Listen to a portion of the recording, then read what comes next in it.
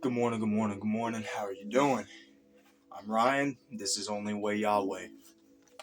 Today we are reading. What is it? Today we are reading Genesis 37. Let's go ahead and get going with it. Joseph dreams of greatness. Jacob settled in the land where his father had lived as an alien, the land of Canaan. This is the story of the family of Jacob.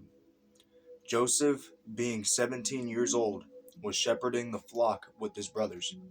He was a helper to the sons of Bilhah and Zilpah, his father's wives, and Joseph brought a bad report of them to their father. Now Israel loved Joseph more than any of give me one second.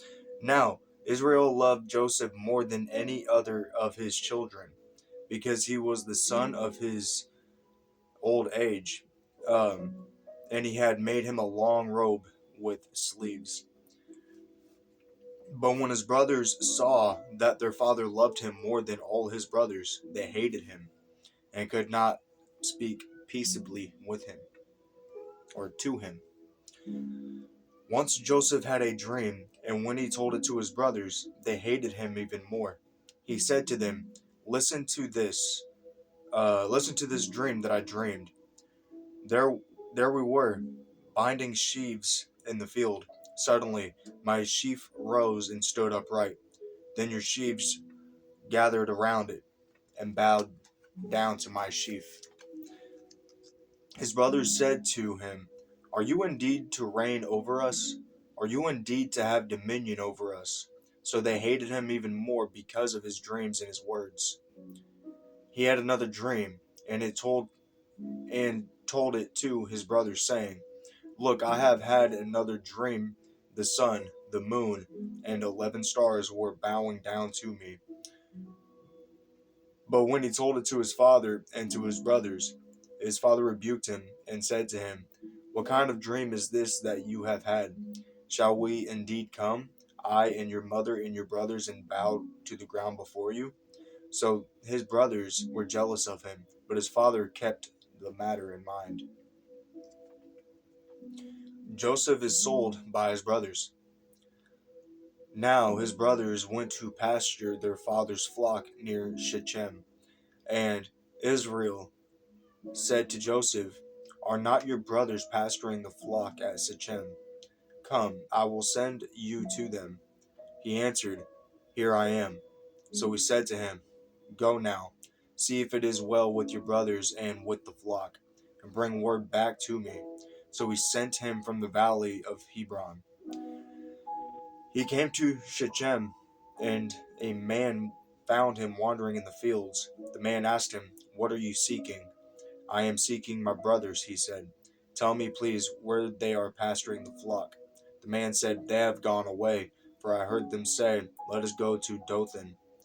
So Joseph went after his brothers and found them at Dothan. They saw him from a distance, and before he came near to them, they conspired to kill him. They said to one another, "Here comes this dreamer. Come now, let us kill him and throw him into one of the pits. Then we shall say that a wild animal has devoured him, and we shall see what will become of his dreams." But when Reuben heard it, he delivered him out of their hands, saying, "Let us not take his life." Reuben said to them, "Shed no blood, throw him into this pit here in the wilderness, but lay no hand on him, that he might rescue him out of their hand and restore him to his father." So when Joseph came to his brothers, they stripped him of his robe, the long robe with sleeves that he wore, and they took him and threw him into a pit.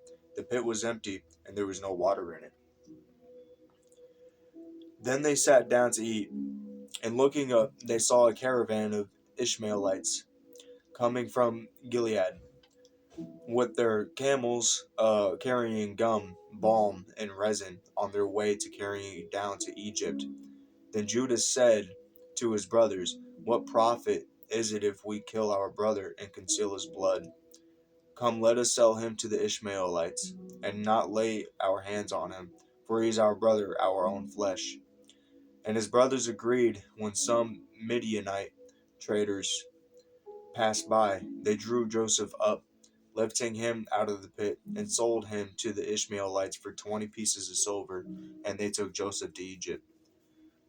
When Reuben returned to the pit and saw that Joseph was not in the pit, he tore his clothes.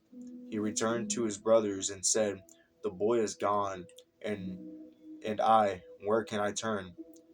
Then they took Joseph's robe, slaughtered a goat, and dipped the robe in the blood. They had the long robe with sleeves taken to their father, and they said, "This we have found. See now whether it is your son's robe or not." He recognized it, and said, "It is my son's robe. A wild animal has devoured him. Joseph is without doubt torn to pieces." Then Jacob tore his garments and put sackcloth on his loins, and mourned for his son many days. All his sons and all his daughters sought to comfort him, but he refused to be comforted, and said, "No, I shall go down to Sheol to my son mourning." Thus his father bewailed him, and uh, meanwhile, to uh, meanwhile the Midianites had sold him in Egypt to Potiphar, and one of Pharaoh's officials, the captain, the captain of the guard. Thank you. God bless.